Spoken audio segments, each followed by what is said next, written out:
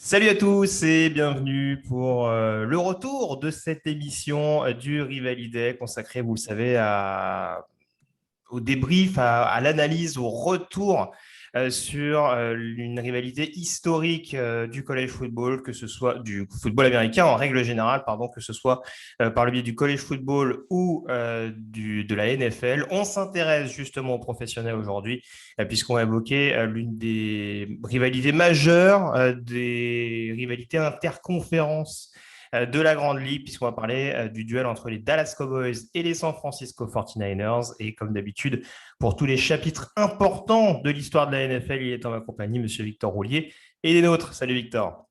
Bonjour Grégory, bonjour à tous. Ouais, comme tu l'as dit, hors division, c'est certainement la rivalité la plus historique de la NFL de par les confrontations directes et l'impact que ça a pu avoir sur l'histoire de la Ligue. Oui, tout à fait. 38 confrontations dans l'histoire à l'heure où on se parle, parce qu'on enregistre donc cette émission en juin 2022. Donc 38 confrontations entre les Cowboys et les Niners, sachant qu'il y a en effet pas mal de rencontres de playoffs dont on va sûrement parler dans quelques secondes, notamment le match emblématique qu'on va évoquer tout à l'heure. Et on se rend compte tout d'abord, Victor, si on peut lancer tout de suite, si on peut rentrer tout de suite dans le vif du sujet, pour s'intéresser notamment à ce qui a servi, on dira, à nourrir cette histoire de la rivalité, c'est tout simplement d'un point de vue palmarès, on a tout simplement des équipes les plus titrées, notamment en conférence NFC. C'est les deux plus titrés de la NFC, puisque après on retrouve les Steelers et les Patriots, mais qui sont évidemment dans la division américaine.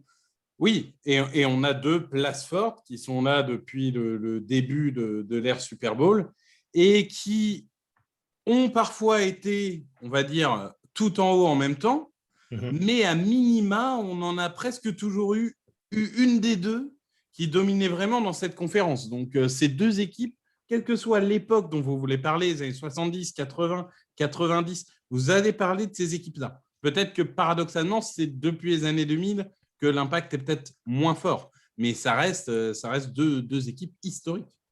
C'est ça. Alors, erreur de ma part, hein, j'ai pas forcément eu le temps de vérifier, mais je me demande si c'est pas le duel qu'on a retrouvé le plus en finale de conférence nationale. Oui, oui, oui, oui, c'est sûr. Assez largement, puisqu'il y a au moins 5 ou 6 confrontations dont on se rappelle dans cet exercice-là. Tu le disais notamment de par le fait qu'ils se sont croisés pas mal de fois, notamment pas mal de décennies. En effet, c'est ce qui nourrit là aussi cette rivalité importante, notamment au XXe siècle, puisqu'on a vu que les fortunes étaient un peu plus compliquées, notamment pour les Cowboys à partir des années 2000. En tout cas, des années 1960 à 1990, tu commençais à en parler un petit peu tout à l'heure, il y a toujours un moment où ces équipes-là se sont retrouvées, ou en tout cas où une des deux s'est mise en avant. C'est ça. Après, voilà, il y a deux périodes qu'on aurait pu choisir. Hmm. C'est les années 70, avec des affrontements légendaires, et les années 90. On va dire que les années 80 appartiennent un petit peu plus aux 49ers C'est ça. tout seuls, et on y reviendra, parce qu'il y a un match qui est un peu à la fondation de ça. Mais 70-90, c'est vraiment deux affrontements directs. Et 90, c'était peut-être là où les gens le retiennent le plus, parce que la NFC était tellement dominante que c'était presque un Super Bowl avant l'heure. Hmm. Oui, très clairement, hein.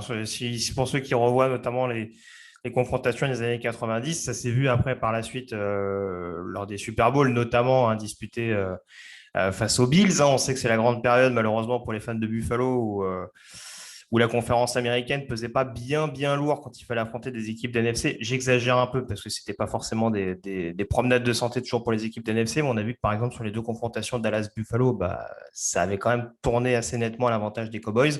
Donc, c'est vrai que, comme tu le dis, on était vraiment dans une période qui avait tendance à pencher un petit peu vers la conférence nationale et on avait notamment ces duels entre Steve Young et Troy Aikman, hein, si on schématise un petit peu grossièrement, mais c'est vrai qu'il y avait des stars un petit peu partout.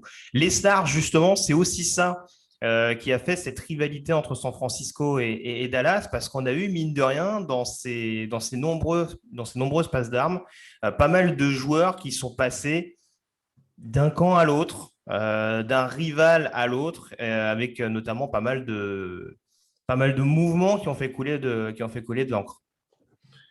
Oui, oui, bah, tout à fait. On a même, son nom m'échappe évidemment, alors que j'ai préparé, mais notre cher collectionneur de bagues, qui en a 5, Charles Zeli. Charles Eddy, merci, qui lui est passé de l'un à l'autre, on va dire, au bon moment et qui a collectionné les bagues à ce moment-là. Donc, c'est vrai que ça fait partie de voilà, ces transferts quand ils arrivent. D'accord, c'est pas un rival de division, mais les fans sentent quand même comme une petite trahison. Parce que, bon, c'est du business, hein, c'est comme ça arrive, on en a vu plein.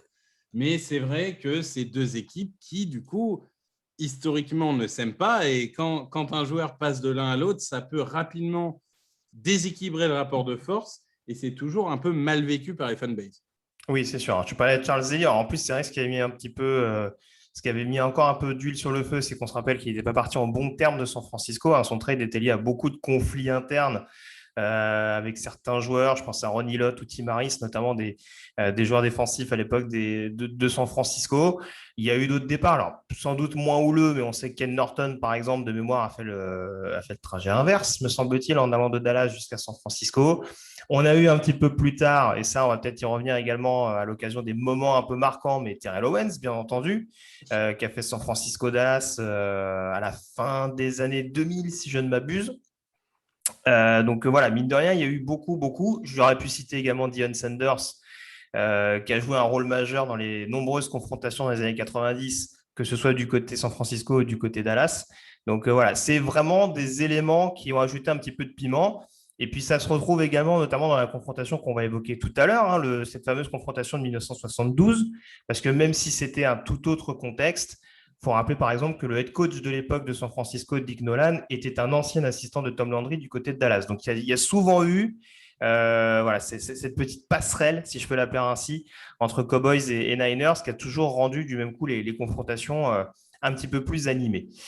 Si on s'arrête sur un des derniers points, alors j'avais relevé éventuellement la situation également un petit peu géographique, parce que c'est vrai qu'on s'intéressait beaucoup ces derniers temps aux rivalités purement de conférence, qui forcément géographiquement faisaient que des voisins se croisaient. Là, on n'a pas forcément affaire à des voisins directs, mais c'est vrai que Dallas-San Francisco, il y a aussi peut-être deux idéologies. C'est un peu le Texas contre la Californie.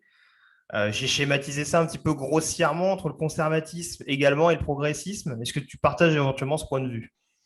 Mais il y a toujours cet affrontement nord-sud. On va pas retourner jusqu'à la guerre de sécession, mais il y a deux peuples différents qui cohabitent, mais qui n'ont pas forcément les mêmes styles de vie. Et c'est sûr qu'on ne peut pas ignorer que le Texas est une terre voilà, très républicaine, conservatrice, là où la Californie a toujours été un peu en amont du côté un peu ouvert, que ce soit à Los Angeles ou à San Francisco. Hmm. Donc, oui, c'est deux mondes différents, ça c'est sûr. Oui, ça n'aide pas en tout cas à se dire que enfin, le côté, sans partir sur du côté haine, il y a peut-être un côté où on se dit clairement, non, mais je ne peux pas apprécier cette équipe-là parce que clairement, elle n'a pas des valeurs elle n'a pas les mêmes valeurs que moi, quoi. Après, voilà, c'est encore une fois, c'est pas une science exacte, mais voilà, si on reprend un petit peu politiquement parlant, on voit un petit peu où peut se situer l'antagonisme. Dernier élément donc à souligner dans cette histoire de la rivalité entre Dallas et San Francisco, Victor, tu commençais à en parler un petit peu. C'est forcément plein de moments marquants. Alors, on va mettre le focus sur la saison 1972, hein, comme j'ai dit tout à l'heure. Mais il y a plein, plein d'autres matchs qu'on aurait pu mettre dedans, notamment, et ça, je sais qu'on en a discuté en off avant l'émission, j'ai souvent tendance à mettre en avant l'équipe qui a un meilleur bilan dans cette rivalité. Donc, à l'occasion du match emblématique, là, en l'occurrence, c'est Dallas qui a un avantage léger, hein, c'est 19 victoires pour Dallas, 18 pour San Francisco et un match nul. Il y a plein de matchs qu'on aurait pu également mettre dans ce lot-là, notamment des matchs remportés par San Francisco. Oui, alors l'écart, il est quand même beaucoup plus grand si tu regardes les finales de conférence, hein. Oui. Je spoil un peu, mais Dallas est quand même largement en avance sur San Francisco. Et du coup, c'est assez logique de parler d'une victoire de Dallas.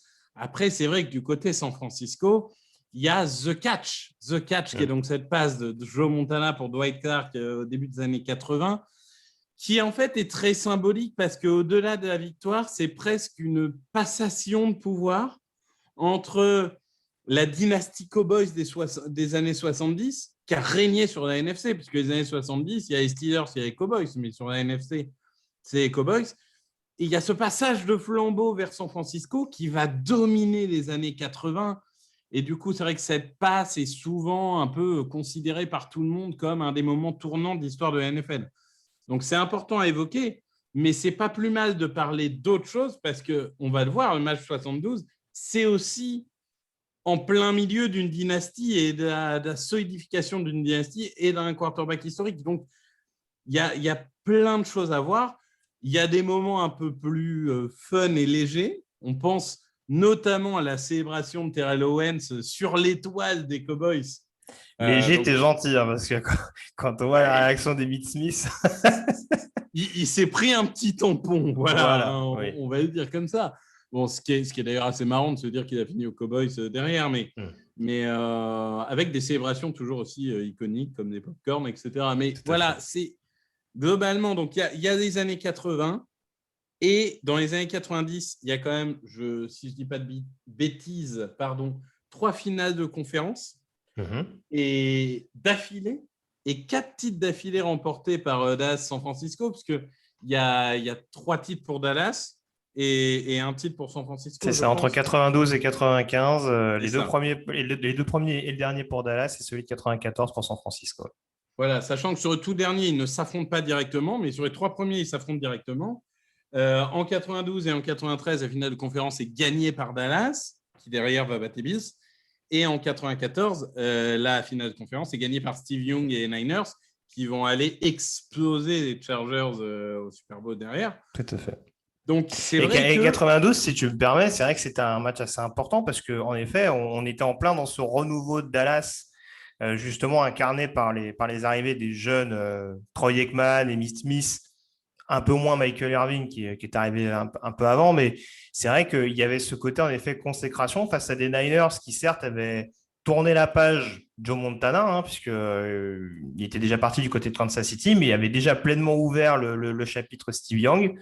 Et il y a eu ce coup de force, en effet, du côté de San Francisco, avec ce fameux catch longue distance d'Alvin Harper, qui va lancer, en effet, cette montée en puissance de Dallas et qui va contribuer, en effet, tu le disais, à ces nombreuses passes d'armes en finale de conférence, notamment 3 années de suite. Que d'amour pour les Bills et Chargers, mais en vrai, c'est les 3 Super Bowls de ces 3 années-là, ces affrontements. C'est vraiment les 2 meilleures équipes qui s'affrontent. Donc voilà, les années 90, c'est vrai que c'est fou parce que c'est 3 ans de suite la même finale de conférence. Je pense que c'est quasiment inédit. Je ne pense pas qu'on en ait eu beaucoup dans l'histoire. J'ai évidemment pas toutes les finales de conférence dans la tête là maintenant, mais et voilà, donc entre 70, 80 et 90, chaque décennie a son histoire. Chaque décennie a des conséquences énormes sur l'histoire de la Ligue. Enfin, c'est absolument prodigieux. Tout à fait. On va rentrer justement dans le vif du sujet concernant la saison 1972 dont on va parler tout de suite. Ce duel donc de tour de division entre Dallas et San Francisco. Alors, on a parlé de la décennie 90 avec notamment ces 3 finales de conférence de suite entre donc 92 et 94. Il y a déjà eu donc 3 finales de conférence, enfin en tout cas 3 oppositions de suite en play-off au début des années 70. On parle donc de 70, 71 et 72. J'ai eu un petit lapsus parce que 70 et 71, ce sont des finales de conférence remportées à l'époque donc par Dallas.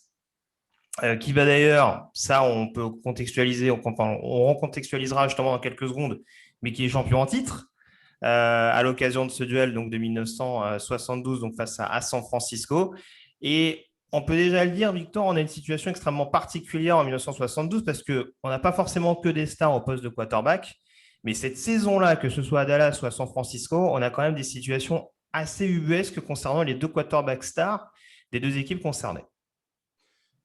Oui. Alors, le plus gros, c'est Dallas. Parce qu'en fait, c'est facile de dire maintenant, ah oui, il y avait Staubach dans l'effectif. Staubach, qui aujourd'hui, Roger Staubach, est devenu Hall of Famer, un excellent quarterback. Mais il faut recontextualiser l'époque. C'est-à-dire qu'à l'époque, on a 2 joueurs. On a donc Roger Staubach et on a Craig Morton. Craig Morton, à la base, c'est le titulaire. Et d'ailleurs, en 70, si je ne dis pas de bêtises, il les emmène au Super Bowl. Tout à fait. où ils perdent contre les Steelers, mais ils emmènent au Super Bowl. En 71, il est remplacé par Staubach en milieu de saison, 8e, 9e semaine par là. Staubach emmène les Cowboys au titre. Donc là, on se dit, voilà, passation de pouvoir, Norton, au revoir. Il se trouve que Staubach est blessé pendant presque toute la saison 72, si je ne dis pas de bêtises. Oui, il démarre la saison blessé. C'est Morton qui prend Et, quasiment toutes les responsabilités de l'attaque. Ouais. et du coup, là où c'est paradoxal, et on va y revenir, c'est que le starter de ce fameux match de division entre Dallas et San Francisco à l'époque, c'est Craig Morton. Alors que l'année d'avant, c'est Roger Staubach qui les a emmenés au titre. Mais Roger Staubach a passé de ta saison blessé. Spoiler, il va apparaître dans ce match. Mais... Oui, c'est ça, ouais. Et on rappelle d'ailleurs, ça m'avait échappé en cours de route, l'histoire de Roger Staubach, elle est très particulière parce que il y en a sans doute beaucoup qui nous écoutent et qui savent déjà que Roger Staubach est issu de l'université de Navy. Et il faut savoir que Roger Staubach est drafté en 1964, mais qu'il ne joue à Dallas qu'en 1969 de par ses obligations militaires. Donc c'est vrai que là, encore une fois, en plus, il n'est pas drafté très très haut. Donc on va dire que c'était sans doute un espoir, mais principalement, il arrive à Dallas en tant que backup de Morton. Et tu le dis, comme tu l'as dit précédemment, il remplit extrêmement bien sa tâche de backup, puisqu'en l'occurrence, quand on fait appel à lui en 71 pour remplacer Morton au pied levé, il emmène Dallas au titre. Mais c'est vrai qu'on n'est pas vraiment dans une situation où Roger Staubach est un des tout principaux quarterbacks établis de la ligue. Il a vraiment une année pleinement à son actif. Et malheureusement, ce début de saison 2012 qui a été un petit peu plombé à titre personnel, puisqu'en l'occurrence, Dallas va pas forcément avoir une mauvaise saison en 72, mais en tout cas va plus s'en remettre à Craig Morton pour atteindre les playoffs et la deuxième place de sa division derrière les Washington Redskins. Ils vont galérer, hein, on va le dire. Hein. C'est pas... Ils ont beau être champions en titre, ils ont beau avoir disputé les 2 Super Bowls des 2 années précédentes.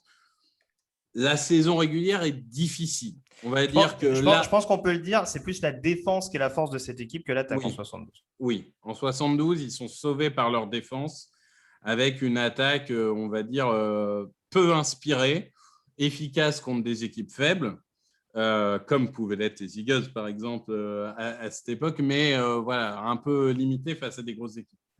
Et d'autre côté, au niveau de San Francisco, l'équation est un peu étrange aussi, parce qu'on a un quarterback qui est John Brody, qui n'est pas tout jeune à l'époque, parce que John Brody est titulaire pendant 12-13 saisons. C'est d'ailleurs incroyable qu'un quarterback aussi moyen soit resté titulaire aussi longtemps, mais ça, c'est un autre débat. Mais donc, il est assez vieux, et en plus, il se blesse. Ouais. On rappelle quand même qu'il est MVP de la Ligue en 70, par exemple, lors de la fameuse année où San Francisco joue la finale de conférence perdue à domicile, donc face à Dallas. Oui, tout à fait.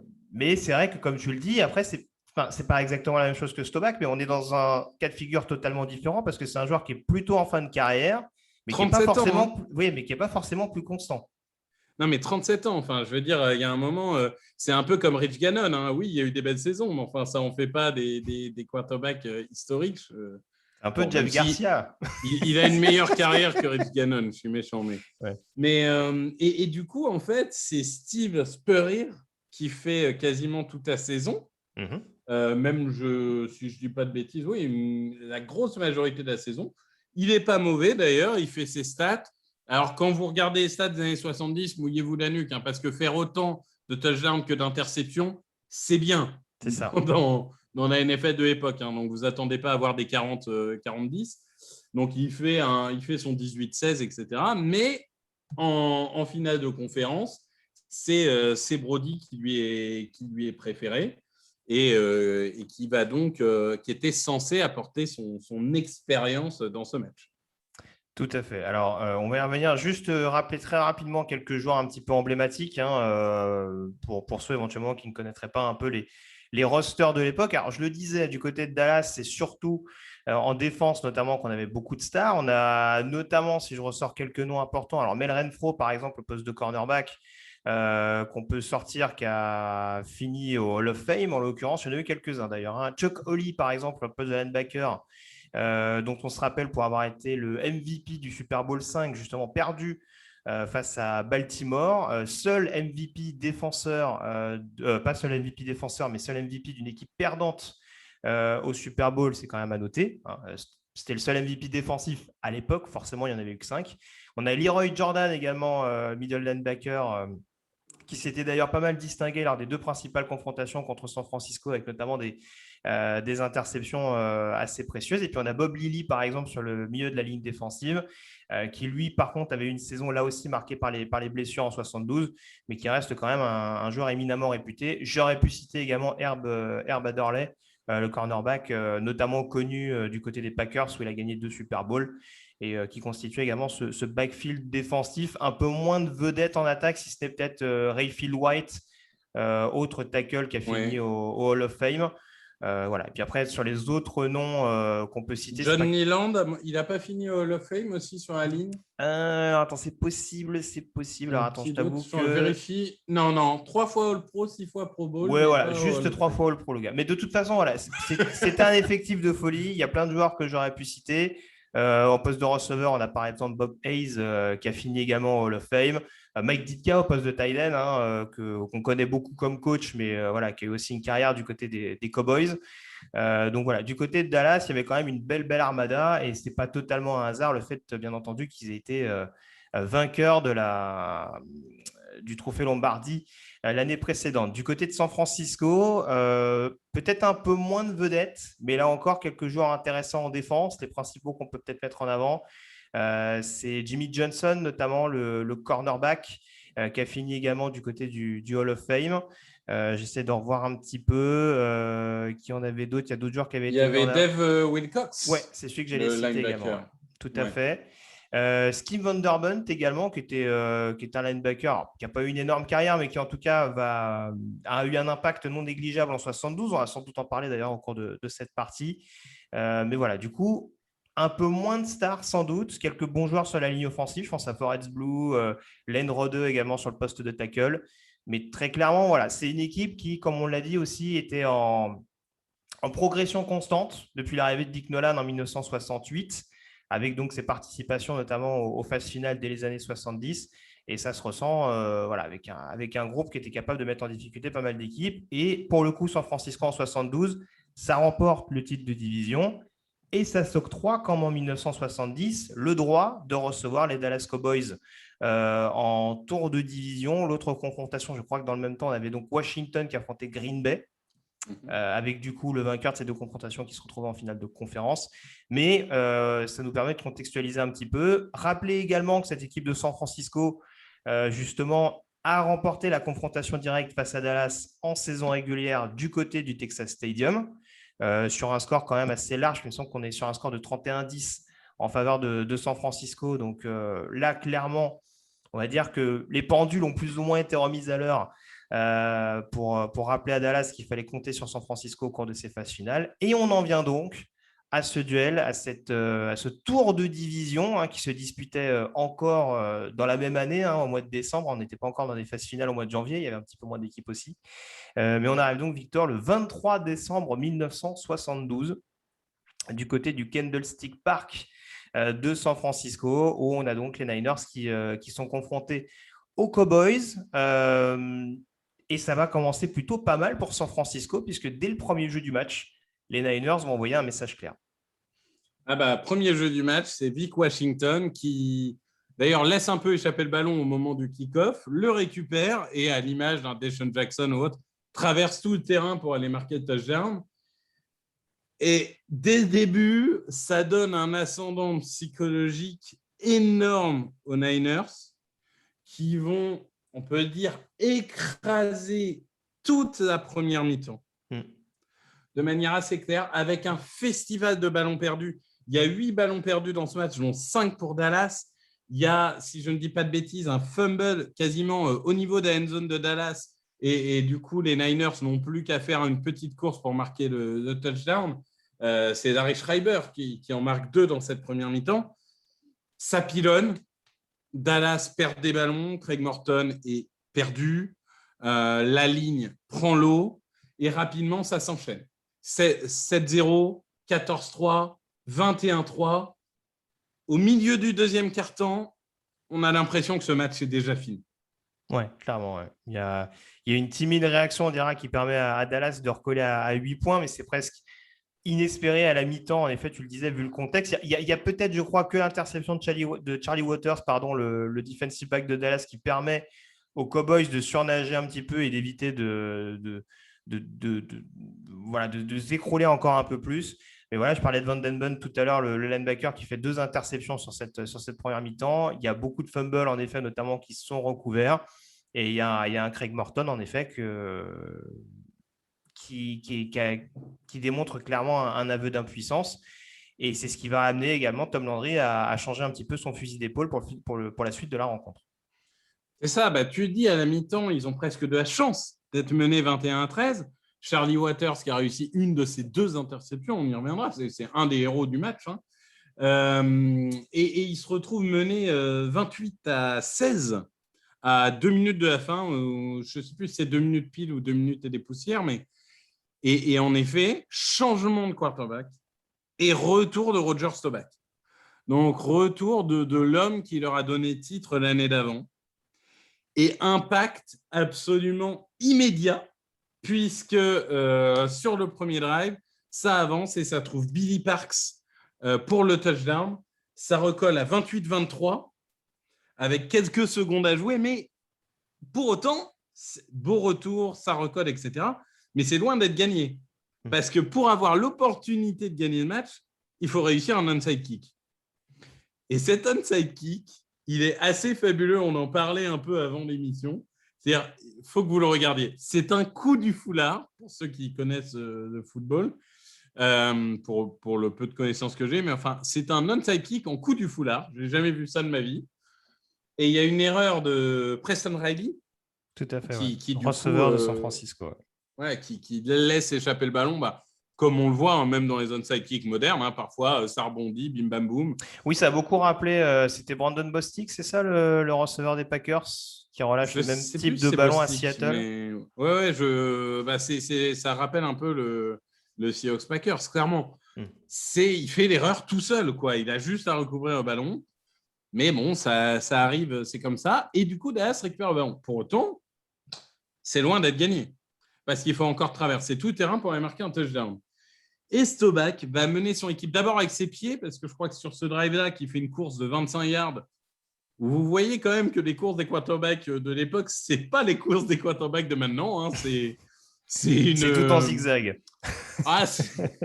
C'est un peu plus artisanal, on va dire, hein, que maintenant. Et finalement, à la fin, il va trouver Ron Sellers pour le touchdown. Et ils vont gagner vraiment à la seconde près. Un match vraiment qui était perdu à la mi-temps, hein, globalement, il ne faut pas se mentir. Mais c'est ça aussi le foot américain, c'est ces momentum qui peuvent changer à tout moment. Clairement, la deuxième mi-temps, le fait qu'ils n'aient pas perdu de ballon, en quatrième quart-temps, ça aide. Charlie Waters, héros du match avec ses 2 interceptions. Il y a aussi un fumble provoqué. Bon, voilà, je pense que Dallas gagne miraculeusement ce match. Et c'est vrai que, en termes hollywoodiens, Staubach qui arrive 2 minutes avant la fin du match pour aller balancer 2 missiles pour gagner le match, on voit ça dans un film, on se dit ouais, c'est quand même pas très réaliste. Si, c'est arrivé. Oui, ça a contribué un petit peu plus à la légende de Roger Staubach. Alors, on va peut-être revenir justement sur les conséquences. Tout d'abord, immédiates. Je parlais de la confrontation en parallèle entre Washington et Green Bay. C'est une belle histoire pour Dallas ce jour-là, parce qu'en effet, face aux éléments, on dira, ils ont réussi quand même un comeback assez inespéré face à ce qui deviendra presque l'un de ses tout principaux rivales de l'histoire de la Ligue. Par contre, l'histoire va tourner court, puisque derrière, en finale de conférence, c'est défaite de nouveau face à Washington. De toute façon, Staubach, il n'a pas eu que des bons matchs. Hein. Et 72-73, il se fait exploser 2 fois de suite en finale de conférence. Donc là, ils perdent contre les Redskins 26-3. Et ils vont perdre l'année d'après face aux Vikings dans un match où Staubach lance 4 ou 5 interceptions. Bon, il aura l'occasion de se rattraper bien après. Il a une incroyable carrière, hein, mais c'est vrai que oui, c'est paradoxalement la plus belle victoire de cette période et une des seules années où ils ne vont pas au Super Bowl. Donc, ils se font vraiment exploser. En plus, exploser par Washington, qui est quand même un rival de division, parce que déjà, à l'époque, même si les divisions ont bien changé depuis, ça, Washington, Dallas ont toujours été dans la même division. Donc, c'est pas illogique, tant les Redskins ont dominé la saison régulière, mais ça reste difficile à avaler. Donc, c'est vrai que c'est paradoxal, parce que leur plus gros match se solde la semaine d'après par une défaite. Cependant, ça reste une équipe qui continuera à dominer dans les années 70. Ils gagnent le Super Bowl ils le reperdent encore une fois en 75. Ils le Ouais. gagnent en 77. Bon, voilà, Ils perdent de nouveau contre les Steelers. D'ailleurs, tu en parlais en 70. Et ils oui. reperdent en effet face aux Steelers quelques années après avant de gagner contre les Broncos en 77. En effet. Attends, j'essaie juste de vérifier un truc. Parce que du coup, j'ai. Tac, tac, tac, tac. Non, tant pis, je verrai ça plus tard. C'est pas grave. Je voulais vérifier. Ouais, c'était Stomach, le quarterback des Cowboys face à Denver? J'ai un doute. En 77. Ouais, le doute m'habite. Je t'avoue Ah bon? que. Attends, je vérifie en direct. Oui, c'est Staubach. Ouais, c'est bien Stomach, d'accord, ok.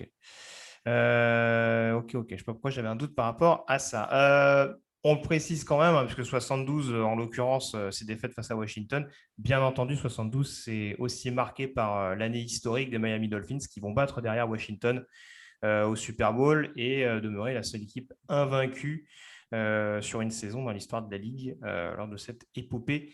Donc de la part de la franchise floridienne.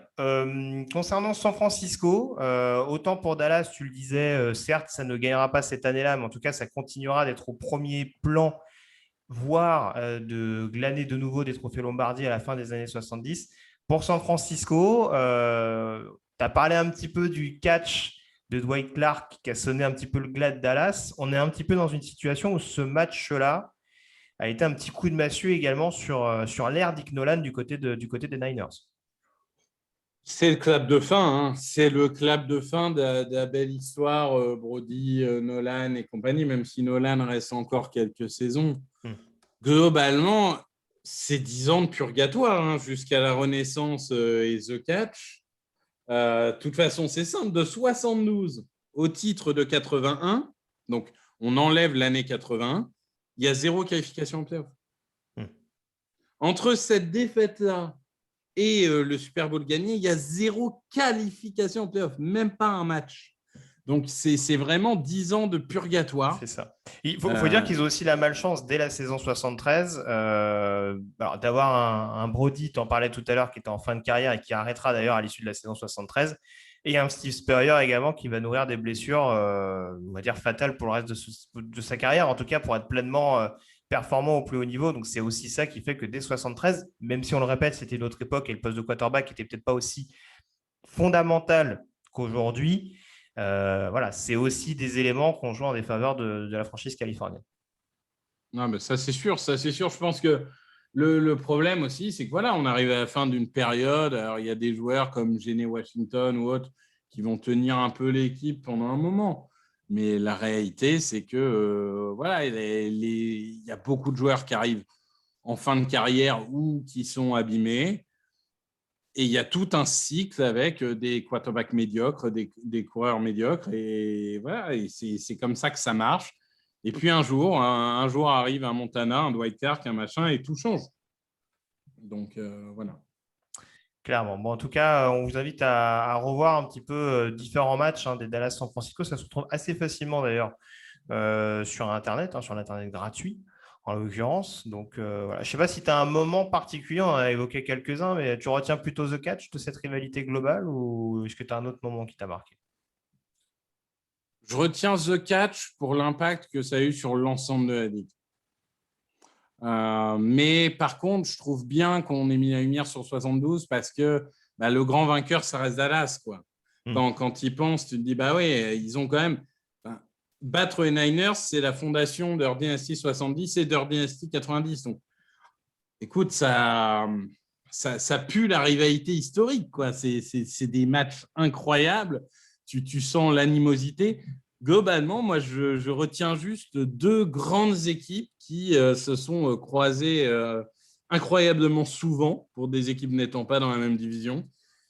Donc oui, si je devais choisir au niveau de la ligue, je dirais The Catch, mais si je devais choisir au niveau vraiment des équipes en soi, sans parler d'impact sur les autres équipes de la ligue, je pense que je prendrais 92-95 parce que c'est quand même un moment où le vainqueur de ce match gagne la NFL. C'est ça, ouais, où les deux équipes étaient vraiment le plus sur le toit du monde. Je te rejoins par rapport à ça.